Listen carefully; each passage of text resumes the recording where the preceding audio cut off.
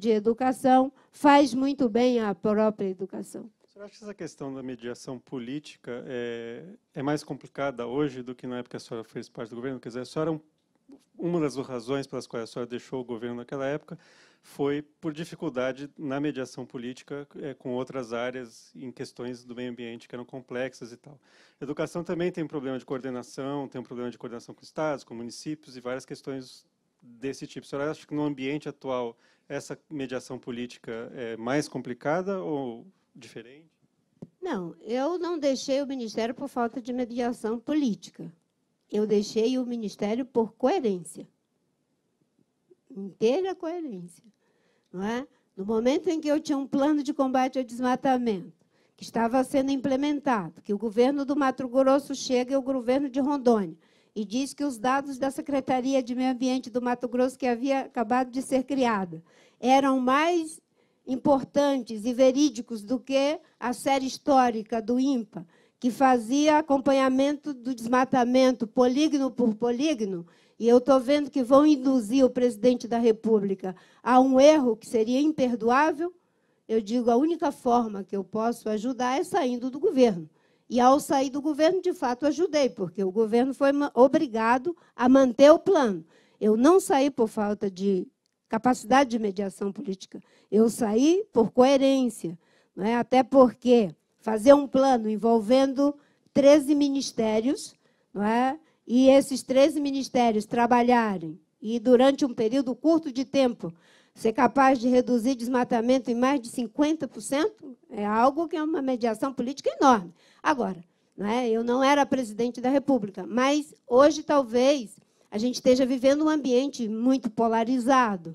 Mas o bom é que eu tive boas experiências, mesmo com o Ministério da Educação, quando estava lá o Cristóvão, quando estava lá o Haddad, a gente fez muita coisa junto e com diferentes pensamentos. Eu acho que a gente tem que fazer essa quebra. Mas, quando eu digo mediação política, é a capacidade de diálogo, de se colocar num ambiente de diálogo com o prefeito, com governadores de diferentes partidos, de não se deixar levar pelas agendas da politicagem em prejuízo da educação. Não é? Um educador ele tem que ter essa capacidade de verificar, não é, o que é bom para esses objetivos a que nos referimos e o que não é.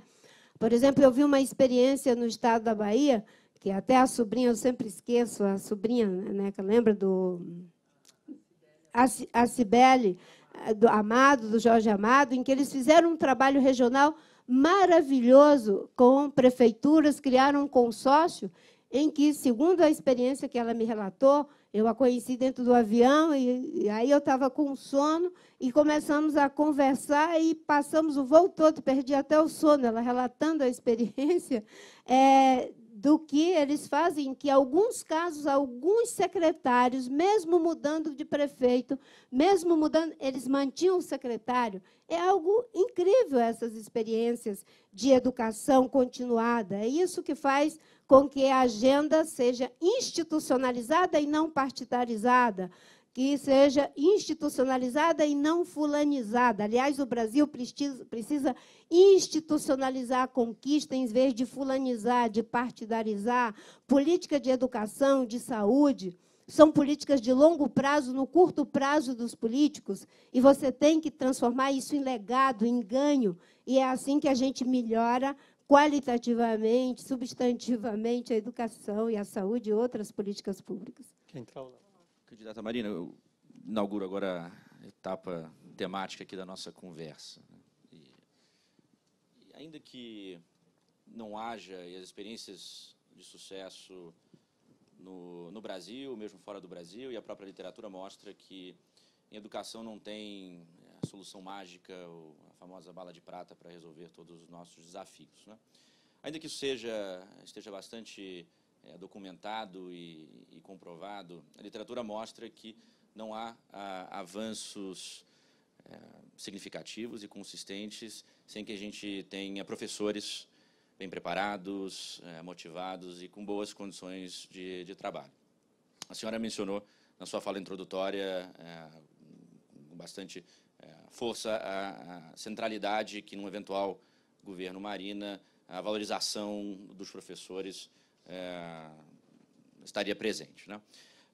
A minha pergunta vai no sentido de entender qual seria, na sua visão e no eventual governo Marina, o papel do governo federal em fazer avançar essa valorização e esse fortalecimento da profissão docente. Eu pergunto isso porque cabem muitas das variáveis relacionadas às políticas docentes, cabem às próprias redes de ensino, os estados e municípios, lançarem mão dessas melhorias. Então, a pergunta é como tornar a carreira do professor, dos professores, mais atrativa, numa perspectiva federal. Qual é o papel do governo federal nesse desafio, que, de novo, ainda que não seja a solução única para todos os problemas, sem ela a gente não vai conseguir efetivamente avançar. A gente tem desde, enfim, os recursos que não são, enfim, os recursos ideais, mas, obviamente, que temos uma lei que busca os 10% do PIB para a educação no decorrer do decênio, não é? Mas nada se resume única e exclusivamente a recursos. O governo federal pode ajudar muito a melhorar a qualidade da gestão. O governo federal tem um papel na articulação para que se tenha um sistema nacional de educação que funcione, não necessariamente como se fosse o Sistema Único de Saúde, porque é difícil você imaginar que, no universo de mais de 5.000 municípios, você consiga esse nível de, enfim, de integração, mas o governo federal ele tem esse papel de suporte para que os municípios, por exemplo, façam os seus planos municipais para a primeira infância, já que a gente está detectando que isso é muito importante no processo de formação dos professores. Nós temos um problema muito grave em relação ao custo aluno. Não é? Boa parte, acho que é em torno de 6% do orçamento que é dedicado à educação. No entanto, ainda que pareça alto esse valor, né, quando você faz essa distribuição, não é, e você pensa a realidade de cada aluno por ano, ainda é baixo. O governo tem um processo de fazer uma espécie de equalização dessa diferença em relação aos municípios que podem menos do ponto de vista financeiro, mas o governo federal não consegue fazer isso adequadamente em função de não ter a realidade, usando um termo aqui de um amigo meu, né, a realidade real da situação da educação no Brasil. Então, você tem realidades em que tem municípios em que você tem um custo aluno anual de, sei lá, até R$20.000, outro que você tem um custo aluno de R$10.000. Para o governo federal ajudar nessa equalização, e ele tem o financiamento para fazer isso, ele precisa conhecer qual é a realidade dos municípios que precisam e dos que não precisam. No entanto, o município é uma espécie de caixa marrom, ou caixa escura, ou caixa, enfim, seja lá o que for, certo? Em que o governo federal não tem essa informação, em trabalhar para que haja transparência, para que se possa verificar, inclusive, se há problema de gestão nos municípios e ajudar nessa qualidade da gestão para os municípios. Né? Uma boa parte deles tem muito desvio de função.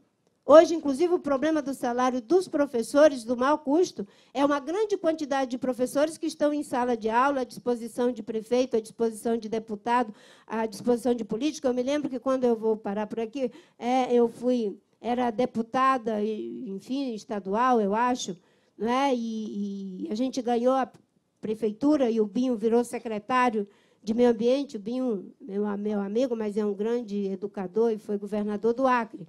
Eu nunca me esqueço de uma assembleia de professores no centro da cidade, em que o tema era professores abarrotados nos colégios do centro e as escolas da periferia faltando. E botamos em votação quem estava disposto a ser redistribuído. E foi um problema, porque sindicato, movimento de professor, tudo contra. Não é? E o Binho era secretário e eu era deputada da categoria dos professores. E eu fui a única a me levantar e fazer a defesa de que deveria ser realocado, porque, além dos que ficam à disposição, muitas vezes as escolas, que são mais fáceis de acesso de transporte, claro que a gente tem que olhar com a devida data vênia, porque se a gente tem um bom sistema de transporte, um bom sistema de segurança, os professores se sentem mais seguros para ir para determinadas escolas. A gente também não pode demonizar o professor puro e simples, correto? Mas nós temos muitos casos em que isso faz com que a gente tenha muita gente qualificada em um canto e poucas pessoas, faltando matemática, língua portuguesa, biologia, em escolas. E tudo isso tem um custo negativo para a educação. Mas qual a senhora acha que seria o papel, mais precisamente, qual seria o papel do governo federal? Porque muito disso que a senhora, sobre esses problemas sobre os quais a senhora discorreu, são problemas que os municípios, os estados têm autonomia para resolver.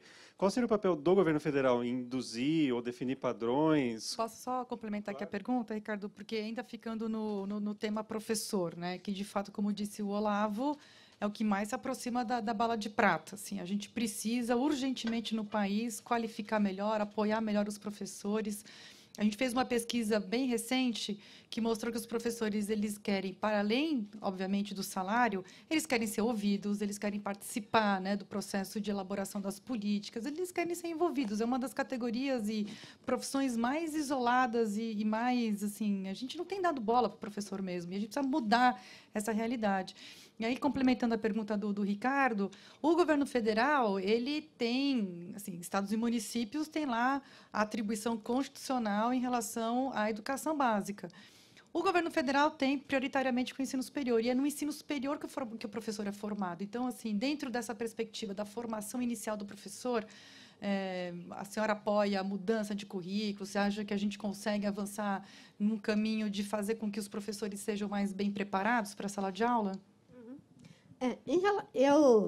Eu fui para a questão específica, mas eu comecei dizendo que o governo federal pode ajudar na articulação dos planos. O governo federal pode abrir a caixa preta de saber quem é que tem boa gestão, má gestão, para poder resolver, inclusive, o problema de recursos de financiamento. Eu estou me atendo ao papel do governo federal sem desconhecimento dos problemas reais que os prefeitos sozinhos não têm condição de enfrentar. Eu estou mostrando as duas pontas do mesmo problema.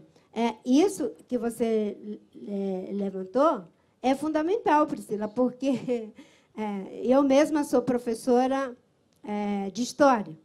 E eu fiz a minha graduação em História pensando em ser historiadora. Eu queria fazer mestrado, doutorado, queria fazer teoria da história, não é? Porque eu era apaixonada por alguns, Fernando Novaes, Alice Canabrava e tantos historiadores da minha admiração, enfim. E, de repente, eu não tinha dinheiro para fazer isso e fui ser professora, que é algo que me honra muito, mas eu queria ser pesquisadora em História, era o meu sonho inicial. E eu descobri, quando eu fui para a sala de aula, que eu não estava preparada pedagogicamente para dar aula, certo? Então, eu tive que ir buscar uma formação suplementar, que eu não fui formada adequadamente, mas nós estávamos formando bacharéis em História e professores de História. Então, eu acho que a gente tem que ter um foco, um direcionamento, para que as pessoas que vão dar aula, elas tenham uma formação, que tenham uma base pedagógica. Eu sou formada em História, mas eu também fiz psicopedagogia. E para você ensinar alguém a aprender, você tem que ser alguém que aprende na mesma condição que o aluno. Se você não tem essa condição de aprendizado para alfabetização, na minha época era o ensino básico, mas agora é o ensino fundamental, enfim, o ensino segundo grau, né? Agora é o ensino básico. Né? Em todas as fases do ensino básico, existe uma formação específica, e é isso que assegura qualidade. E mais, não é? A gente também tem que tirar o peso de cima do professor, porque o professor, ele hoje tem uma carga sobre ele que é insuportável.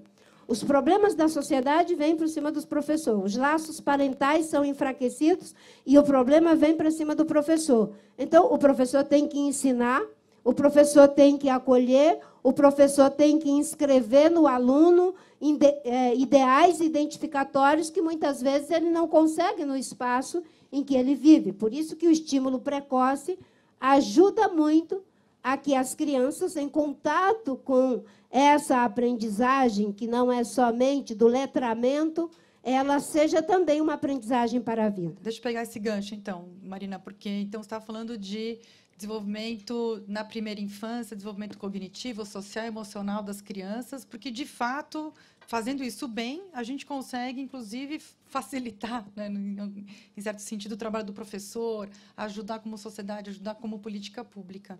A senhora já tinha falado antes, né, sobre primeira infância, tocado lá na sua introdução. A senhora falou também da sua experiência como coordenadora de 13 ministérios. Primeira infância não é pré-escola e creche só. Né? Primeira infância é entendida como algo mais amplo, algo que consegue reunir várias políticas em torno da criança, em torno do desenvolvimento mesmo da criança. Então, o que eu queria que a senhora um pouco expusesse essa sua visão de primeira infância, como a senhora pretende conduzir uma política de primeira infância, que, de novo, acho que tem duas grandes evidências hoje em educação: professor e primeira infância. Assim, ninguém discute. E, por coincidência, são as duas áreas mais abandonadas do país. Então, assim, qual que é a sua visão de primeira infância, de política de primeira infância? Política de primeira infância, você falou muito bem, não é apenas a creche e a educação infantil. Uma boa política de primeira infância requer uma boa alimentação para as crianças.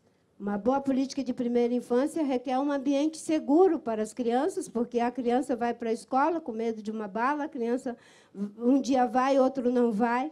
Uma política de primeira infância requer o saneamento básico para que as crianças não tenham que ser acometidas de infecção e, como diz o Drauzio Varela, ter que deslocar a sua energia para curar a infecção quando ela está numa fase em que toda a sua energia deve ser para a formação do cérebro, sob pena de depois ter dificuldades, mesmo em função dessas doenças.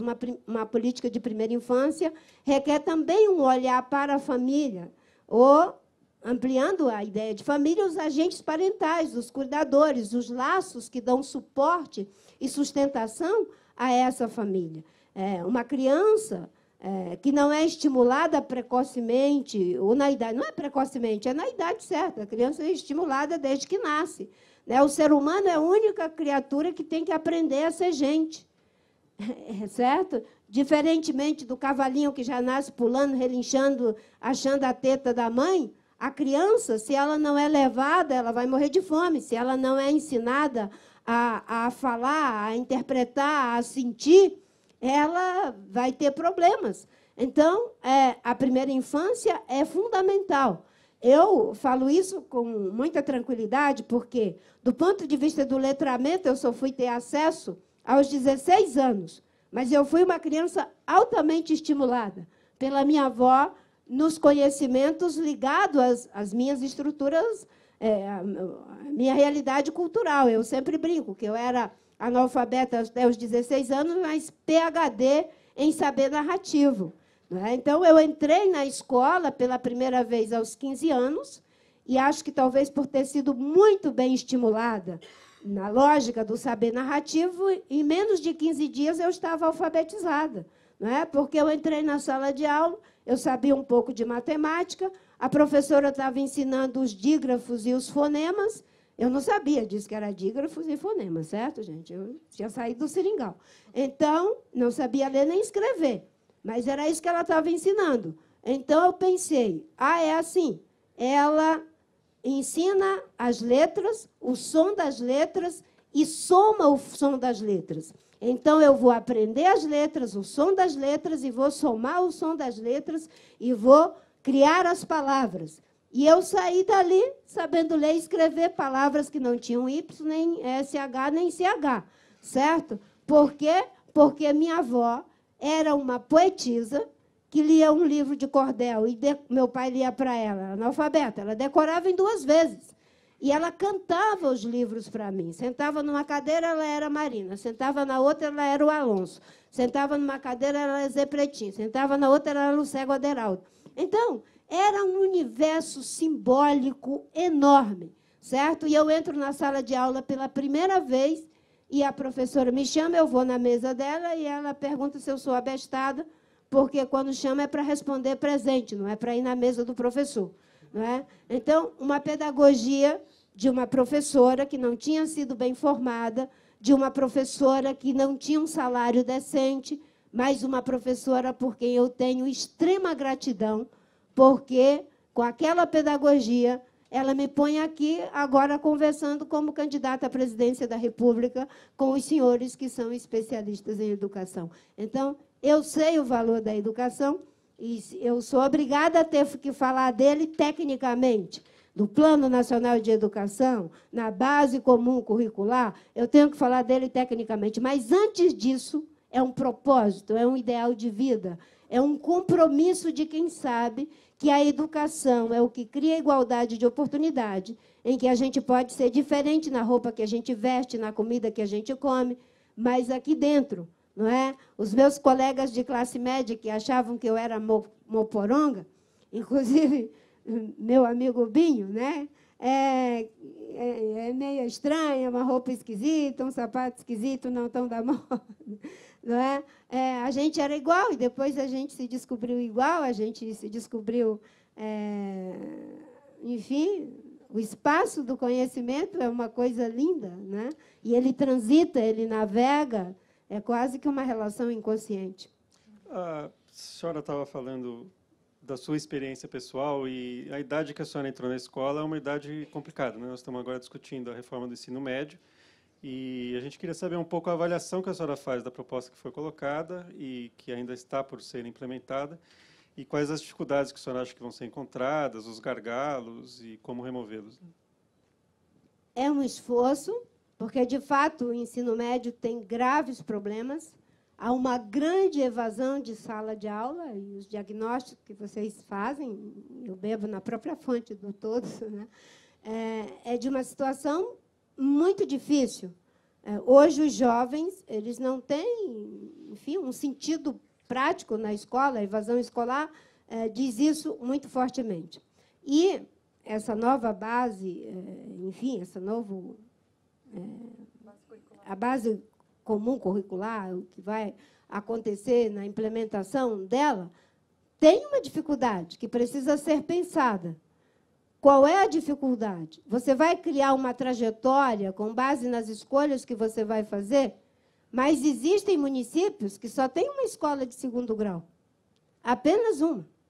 Que tipo de trajetória e que tipo de escolha eu vou poder fazer se eu tenho uma alimentação de professores, eu tenho uma limitação, inclusive na qualidade desses professores, muitas das vezes não tem nem professor de matemática, de química, de física, mas, enfim, e na prática, em muitas das escolas, em muitos municípios, não haverá essa possibilidade de escolha, de fazer o meu currículo, de traçar a minha trajetória. Então, é preciso que se tenha claro que a implementação possível da base vai ser tendo que dar suporte para que, de fato, isso seja uma realidade e que não seja por WO, porque, senão, a gente terá um discurso na prática, na propaganda governamental, muito bonitinho, agora eu vou escolher o meu currículo, etc., etc., e você vai para a realidade de milhares e milhares de municípios em que essa escolha não é uma escolha. É algo que já estará pré-determinado. Mas a solução seria rever a política e as premissas ou, de alguma encontrar uma solução para viabilizar ela, contratar gente, multiplicar as escolas, etc. Bem, que a gente precisa ter uma aproximação do aluno na qualificação, fazer com que eles possam ter acesso e proximidade com o mercado de trabalho, isso é desejável. Não é? E eu sou daquelas que acho que as pessoas não devem ser limitadas a apenas uma formação profissionalizante. Eu quero que as pessoas, mesmo com uma formação profissionalizante, ela possa ter acesso as disciplinas que ajudem essa pessoa a se colocar com uma capacidade de maior interpretação, simbolização do mundo, enfim, certo? Mas é preciso dar esse sentido prático. Eu me encontrei agora com um jovem que trabalha numa loja de vender brinquedos pela internet, e ele trabalha o tempo todo e depois ele trabalha num carro à noite. Ele trabalha, são quantas horas? 80 horas. Ele tem 28 anos.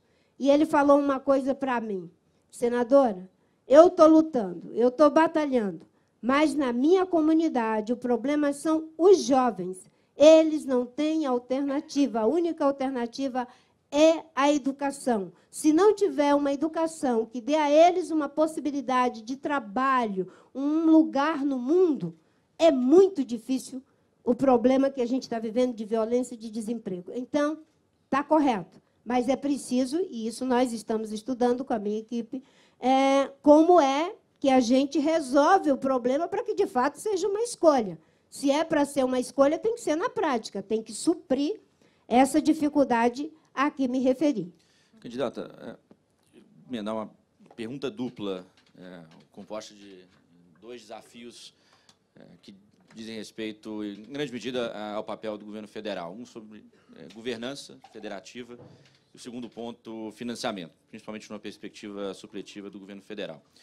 No que diz respeito à primeira parte de governança, a senhora tocou já nesse aspecto em algumas das suas respostas, mas a Constituição Federal estabeleceu que a provisão da educação deve se dar em âmbito estadual e municipal e cabe ao governo federal, então, um papel redistributivo, supletivo, normativo e de coordenação, né, de uma educação nacional. No entanto, nós nunca regulamentamos efetivamente como deve se dar essa articulação União, Estados, municípios, o que acaba gerando um cenário em muitos dos estados e municípios de sobreposição de esforços, de sobreposição de políticas nacionais que se chocam com políticas estaduais e municipais, enfim, uma falta de organização e articulação entre União, estados e municípios. Então, a primeira pergunta é: qual é o papel do governo federal, na visão da senhora, no que diz respeito a essa governança federativa na educação? E a segunda pergunta é sobre financiamento. A senhora mencionou alguns aspectos esse tema, mas o cenário brasileiro ele é um cenário bastante crítico no que diz respeito a essa questão, e a questão do financiamento da educação, obviamente, tem sido afetado por estas questões. Há uma discussão tanto do ponto de vista da quantidade de recursos que vão para a pasta da educação, e tem um outro debate dentro dos recursos da educação, que é a distribuição, no que diz respeito ao investimento do governo federal, entre ensino superior e educação básica. Qual é a visão da senhora com relação a esse desafio do financiamento da educação, tanto numa perspectiva macro, quanto no que diz respeito à distribuição entre o investimento federal de ensino superior e educação básica? Na primeira parte, o papel do governo federal é esse. É uma ação de articulação, já que o papel dele junto a estados e municípios tem esse caráter de articulação, de, enfim, viabilizar o funcionamento correto na perspectiva de um sistema nacional de educação, sem que a gente queira ter pretensões de criar uma espécie de SUS da educação. Em relação ao financiamento, tem essa parte suplementar de financiamento da educação para que os estados e municípios, principalmente municípios que receberam atribuições sem receber os devidos suportes financeiros para cumprir com elas na área de saúde e educação, o governo federal fazer esse provimento. O debate entre o ensino básico e o ensino superior, muitas vezes é colocado um em oposição ao outro. E eu não consigo imaginar essa oposição. É claro que a base precisará de um foco maior, de um suporte maior, para sairmos do atraso em que estamos, das dificuldades de todos os problemas a que nos referimos, e outros que, enfim, sobrerestam. No entanto, a pesquisa, a extensão, o ensino superior de boa qualidade é a base para que, inclusive, se tenha a formação de bons professores. E olha que nós não estamos falando aqueles que vão ter formação puramente pedagógica. Nós estamos falando de formar biólogos, nós estamos falando de formar bons matemáticos, nós estamos falando de formar bons geógrafos. Quem coloca essas pessoas para dar boas aulas são as universidades. Se elas não estão devidamente integradas no tripé da formação, da pesquisa e da extensão, a gente vai ter um processo empobrecido. Então, eu procuro, no debate, fugir dessa escolha de Sofia. Mas eu vou sacrificar o ensino básico, o ensino fundamental, em detrimento do ensino superior e vice-versa. Nós precisamos criar uma equação onde haja um processo de retroalimentação entre a base da pirâmide e o topo dessa pirâmide, que é quando se chega ao ensino superior. Obviamente que vamos ter que trabalhar a qualidade. Uma boa parte dos problemas que temos na formação hoje de professores tem a ver com, né, as políticas de escolas que foram virando verdadeiras indústrias de formação sem a devida qualidade, em prejuízo da formação dos que mais necessitam. Hoje, o Fundeb é o principal mecanismo de financiamento do ensino básico. Desculpa, faltou uma coisa que você falou do financiamento na conjuntura, na conjuntura em que estamos. Numa conjuntura em que nós temos uma emenda na Constituição que limita os gastos do governo federal por razões necessárias, o desequilíbrio das contas públicas. O problema é que, quando você faz isso por 20 anos, e com a possibilidade de revisão daqui a 10 anos, você está dizendo que nós estamos congelando essa educação que nós temos, essa saúde que nós temos, essa segurança pública que nós temos, e eu poderia estender isso para outros lugares. E, no meu entendimento, a responsabilidade fiscal não precisava de ser uma emenda constitucional.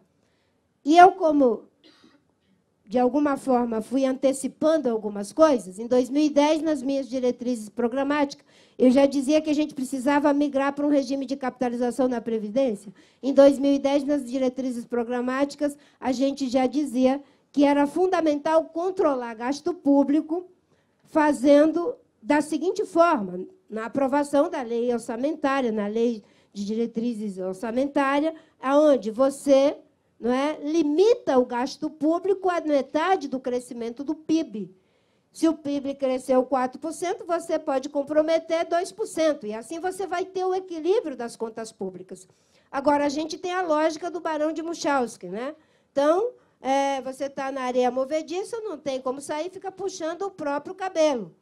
Ou seja, nós não temos como resolver os problemas, a gente faz uma emenda na Constituição, obriga, que vai ter que fazer, no entanto, em vez de diminuir, foi de 150 bi para 170?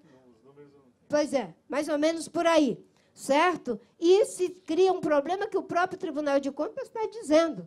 Daqui a pouco, nós não inviabilizamos o Estado completamente, porque, além das verbas obrigatórias, aquelas que são discricionárias vão acabar. Então, o governo federal não terá poder de manejar absolutamente nada. Então, controle de gasto público sem prejuízo de áreas estratégicas, como educação, sem o quê? Tudo que nós estamos falando aqui vai ficar no vazio. O Fundeb, que é o principal mecanismo de financiamento do ensino básico, salvo engano, ele não está sujeito ao teto. A senhora pode me corrigir. Não está, teto dos gastos, não, até porque não está, mas, né, existem outros processos que estão e igualmente serão prejudiciais nos investimentos em educação. Nesse caso, não. O que eu queria perguntar para a senhora é que ele vai expirar em 2020, né? E os especialistas avaliam que essa é uma oportunidade para rever o funcionamento dele e como que os recursos são distribuídos. A senhora pensa em introduzir algum tipo de inovação no funcionamento do fundo, na maneira como os recursos são distribuídos? A senhora pensa em introduzir outros critérios, por exemplo, o desempenho das escolas, algum indicador de qualidade para orientar a distribuição dos recursos, ou a senhora manteria como é hoje? Bem, eu acho que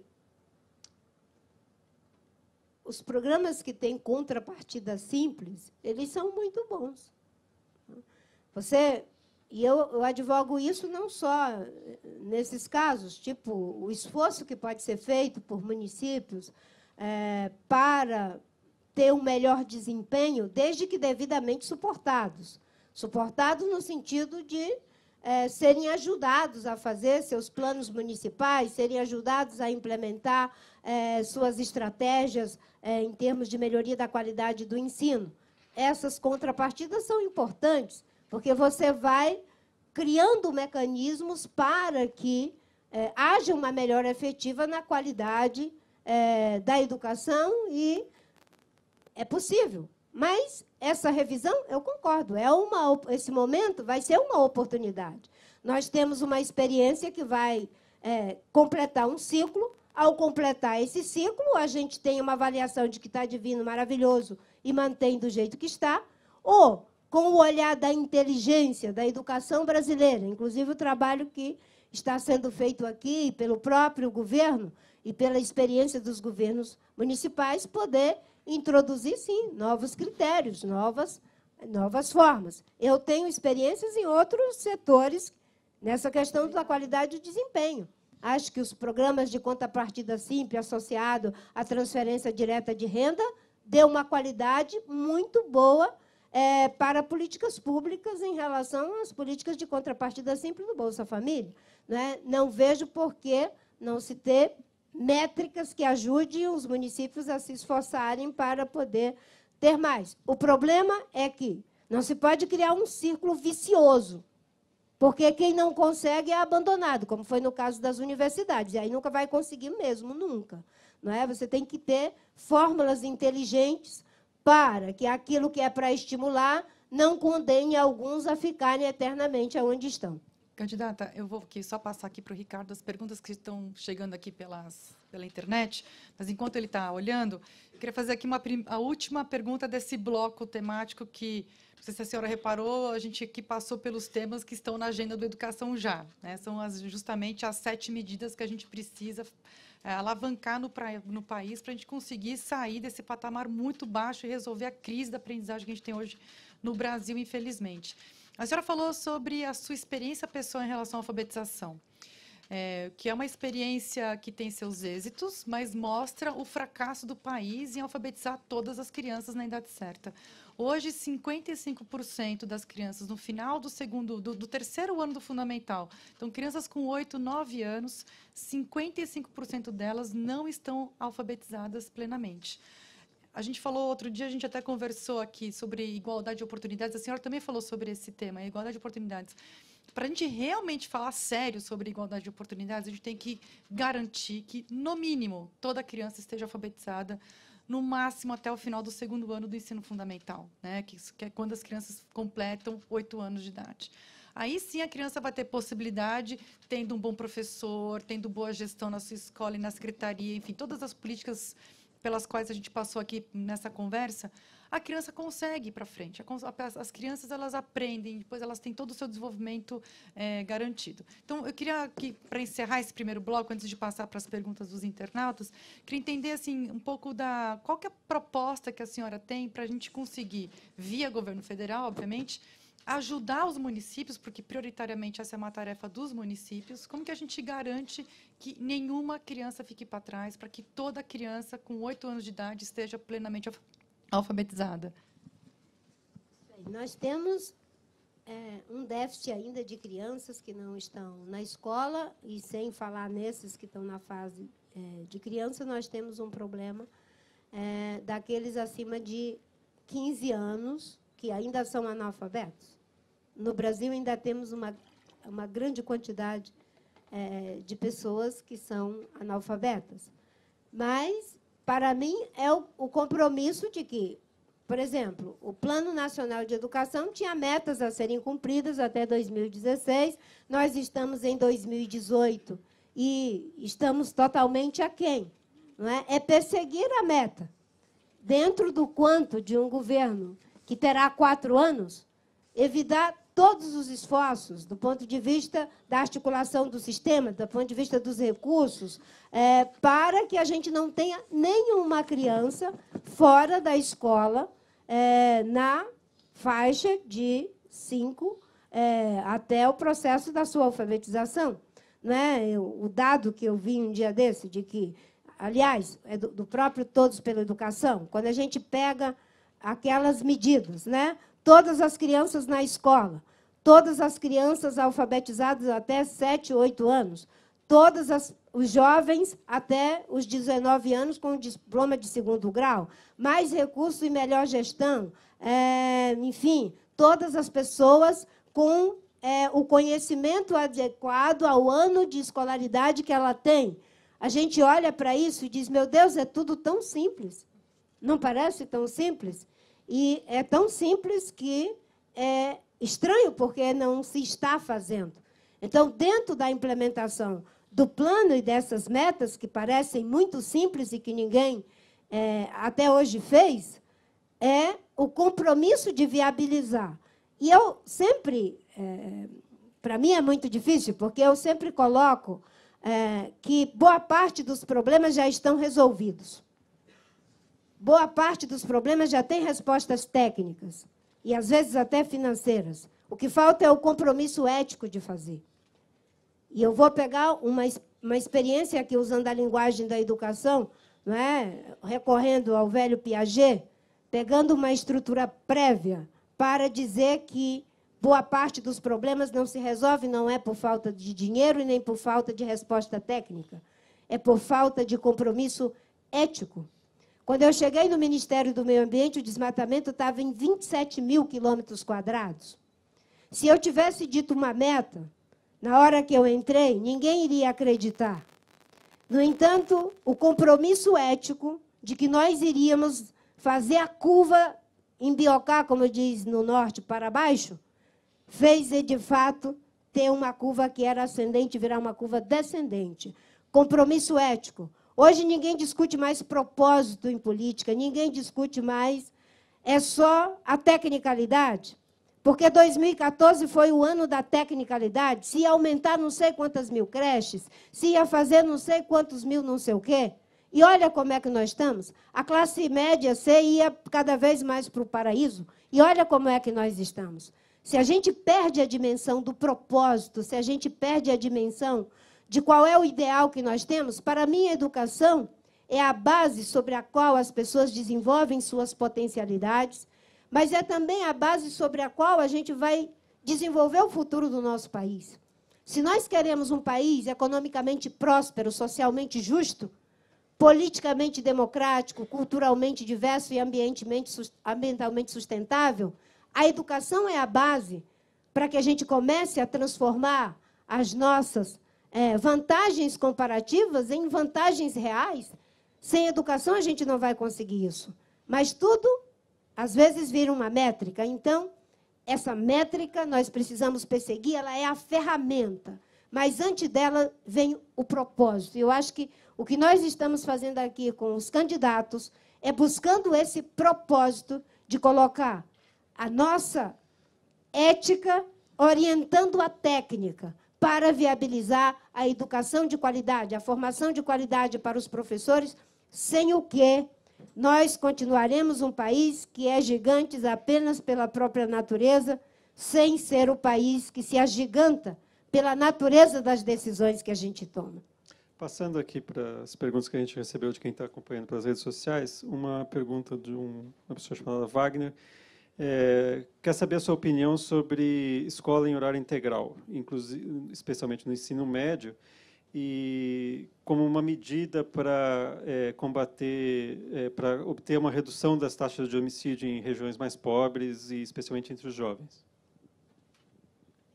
Bem, a educação integral e a educação de tempo integral é um desafio para que a gente possa oferecer essa modalidade que hoje está bem aquém, eu não estou recordando aqui agora o número, apesar de ela ser obrigatória e que teria que, agora, por emenda constitucional, que ter atingido um índice que está bem a desejar quando a gente vai verificar o que está sendo, de fato, implementado. Uma criança que tem a possibilidade de ficar em um turno aprendendo, enfim, os conhecimentos básicos da educação formal, e depois ela ter uma espécie de contraturno com atividades esportivas, com atividades que desenvolvem suas capacidades cognitivas a partir de outras experiências, não é? Nós somos seres humanos porque somos seres cognitivos, somos seres humanos porque somos seres éticos, somos seres humanos porque somos seres estéticos, e isso a gente desenvolve com atividades desportivas, com atividades culturais, com uma visão de educação integral que vai para além dos muros da escola, fazendo, inclusive, com que essa educação considere os aspectos da realidade social, cultural, da ambiência, do território, das linguagens que são estabelecidas para esse processo de ensino-aprendizagem. Eu vejo que existem algumas escolas que se esforçam de forma até precária, sem dar o suporte para as crianças, mas o correto é que se dê mesmo a educação integral, porque como o nome... Oi? A pessoa que perguntou o nome... Wagner. O Wagner, né? Obrigada pela pergunta, Wagner. Isso, sim, pode diminuir violência, isso cria um espaço de identidade, cria um espaço de heteroestima, não é? De você poder se encontrar com outras pessoas de outros lugares, de outras linguagens, por um tempo maior. Uma boa parte da capacidade de adquirir ideais que transitem para além da dureza em que se vive, não é? Esse espaço em que professores, muitas vezes, inscrevem nas crianças, né, outros desejos, outros gostos, outros lugares. Uma outra pergunta. Oi? Uma Sônia Penin. Ela quer saber sobre continuidade das políticas. É sabido que um grave entrave ao desenvolvimento da educação no país é a mudança de programas e políticas educacionais de um governo para o outro. Como tornar a implementação de políticas públicas uma questão de Estado e não de governo? Isso. Especificamente na área da educação. Né? Mas eu acho que é em todas as áreas. Sim. Né? Boas experiências são para ser institucionalizadas. Né?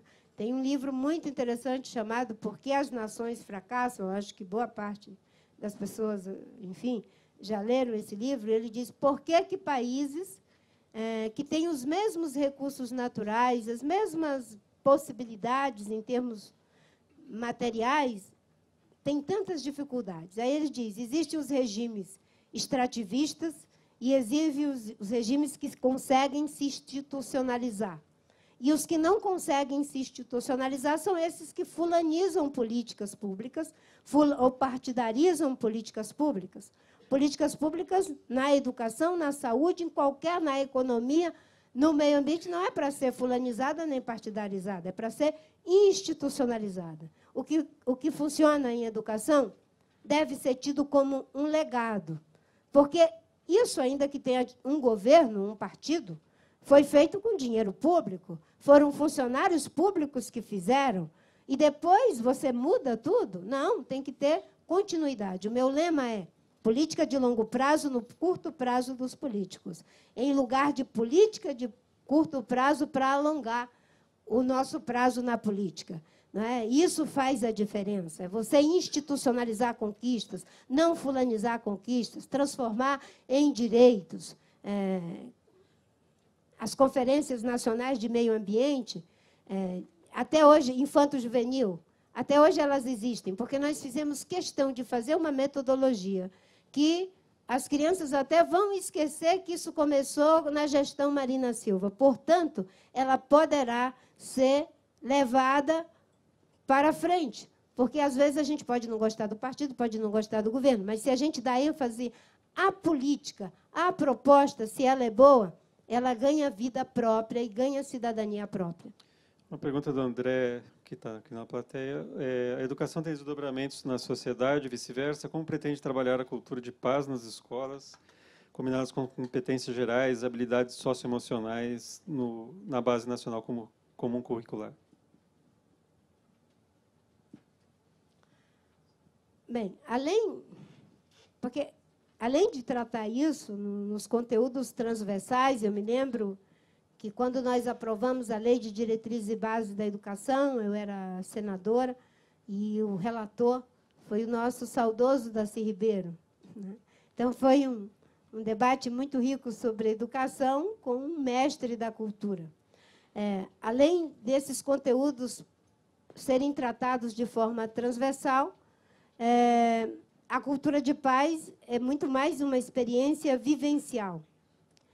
Se nós temos crianças que, no trajeto até a escola, elas vão com o pavor e o tremor de que podem sofrer um tiro, uma bala, ou elas, muitas vezes, são privadas das companhias de seus pais, porque eles ficam 2, 3 horas dentro de um ônibus que poderia ficar junto com eles, ajudando-os a simbolizar, nós estamos cada vez mais longe de criar relações afetivas que possam ser saudáveis, porque uma relação afetiva saudável é aquela que a gente é capaz de se perceber no outro, ser acolhido pelo outro, esse outro também é o professor, esse outro também são os agentes parentais, esse outro que me acolhe. Se o espaço não é de acolhimento, de cultura de paz, fica difícil.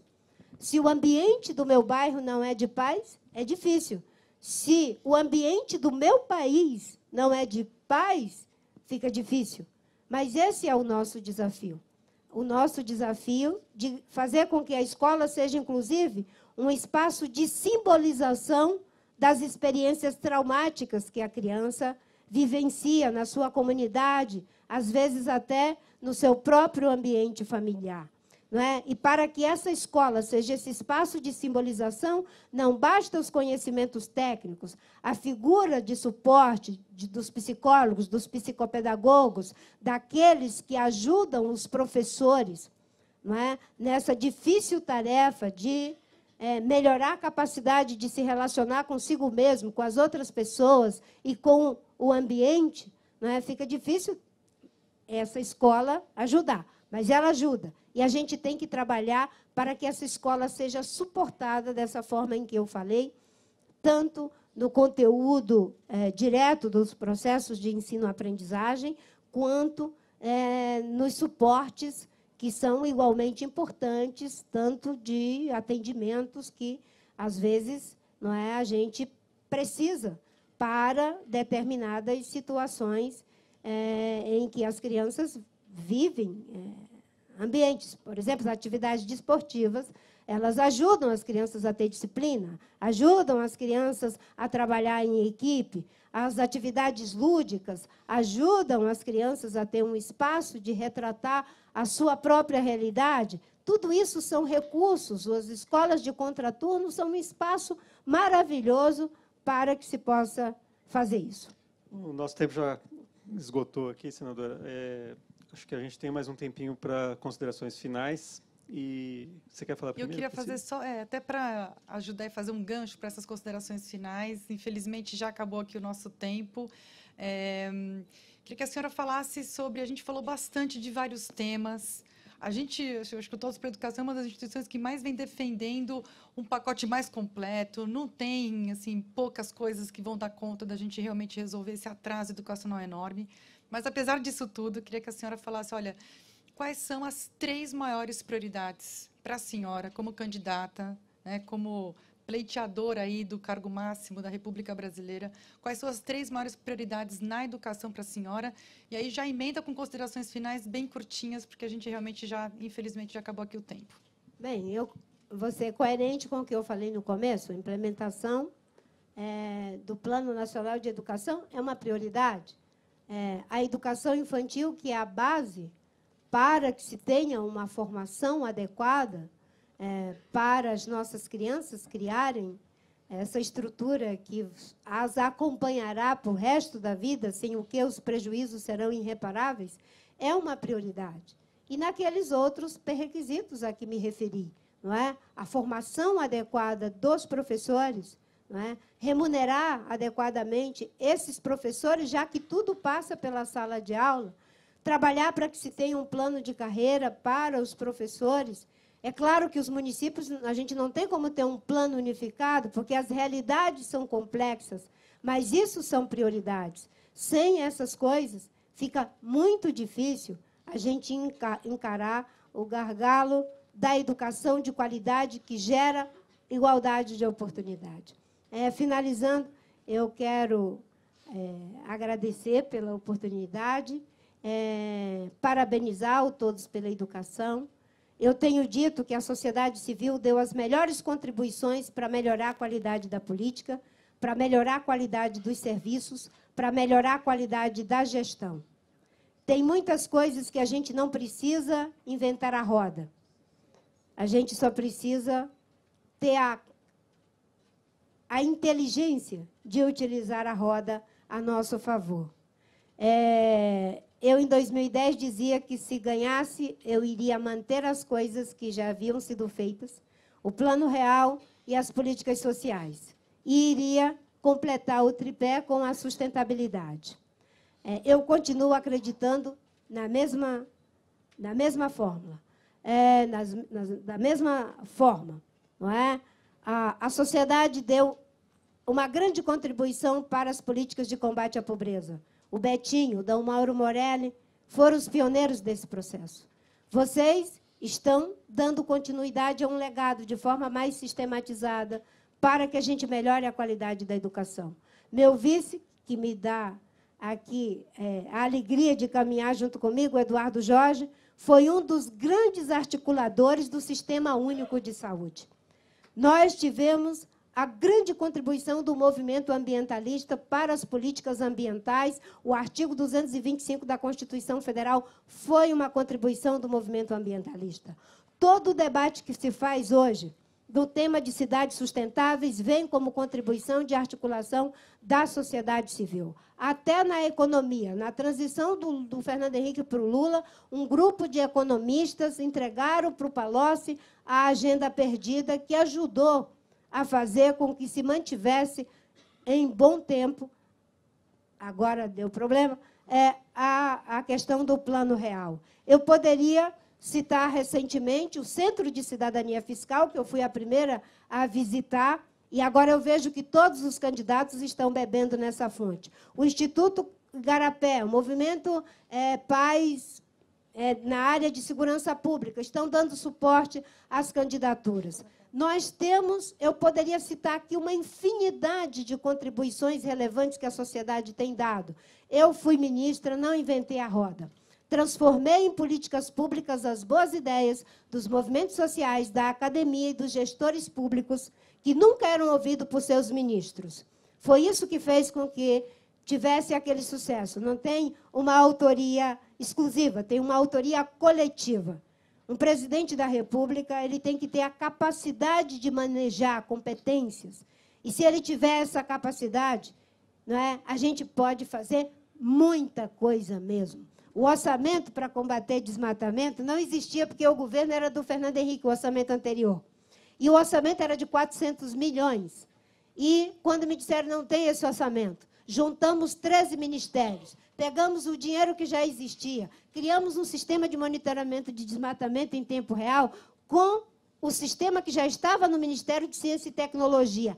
Custos muito baixos. Utilizamos o Exército, não politiqueiramente. Ninguém nunca me viu usando o Exército politiqueiramente, certo? Para dar o suporte logístico às operações. Desmatamento cai por 10 anos, 80%. Capacidade de política integrada, articulada. Inventaram que, para ser presidente da República, tem que ser um gerente. Isso foi em 2010. Um presidente tem que ter visão estratégica, capacidade de perceber bons propósitos, não ter preconceito, com ideias boas. Termino com as palavras do Carteiro e o Poeta, do Neruda, quando ele reclamou por que ele estava usando as poesias para conquistar a namorada. E ele diz: poesia não é de quem faz, é de quem precisa. Obrigada a todos pela educação e todos esses que historicamente vêm contribuindo, inclusive minha amiga Neca, que se dedica a vida toda à educação. o meu vice, que se dedica à saúde e tantas outras coisas na área de meio ambiente, e todos vocês que estão aqui. Né? Porque boas ideias não é de quem tem, é de quem precisa, e o Brasil precisa de boas ideias. Agora, a coisa mais importante é que é preciso fazer a mudança política. E vocês que já contribuíram com tanto, terão que contribuir mais, porque os que criaram o problema não têm como resolver o problema. Muito obrigada.